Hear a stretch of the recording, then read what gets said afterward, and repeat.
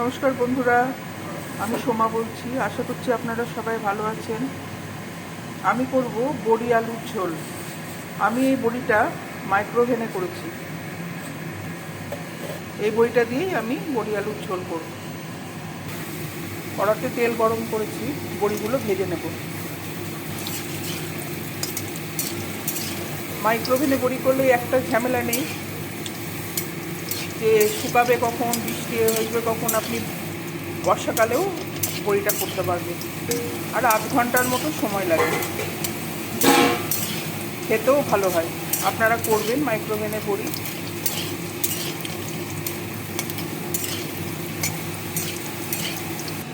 বড়িগুলো ভাজা হয়ে গেছে, তুলে নিলাম।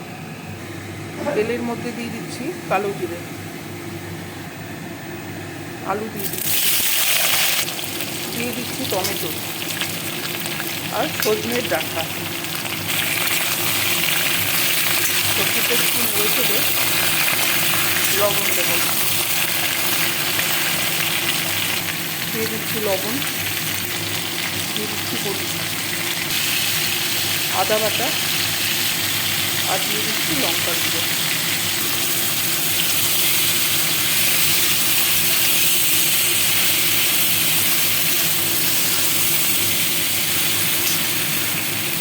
বড়িগুলো দিয়ে দিচ্ছি, একসঙ্গে সব মশলার সাথে কষিয়ে দিচ্ছি। কষানো হয়ে গেছে, এবার আমি জল দিয়ে দিলাম। এবার ঢাকা দিয়ে সেদ্ধ হতে দেবো। বন্ধুরা, আজ আমি চকলেট রসগোল্লা বানিয়েছি।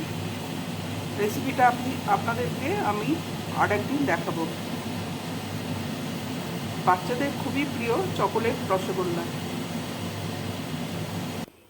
আমার তৈরি হয়ে গেল বড়ি আলুর ঝোল। বড়িগুলো কেমন ফুলেছে দেখুন। আশা করছি আপনাদের ভালো লাগবে রেসিপিটা। ভালো লাগলে আমার সঙ্গে থাকার জন্য আমি আপনাদেরকে অনুরোধ জানাচ্ছি।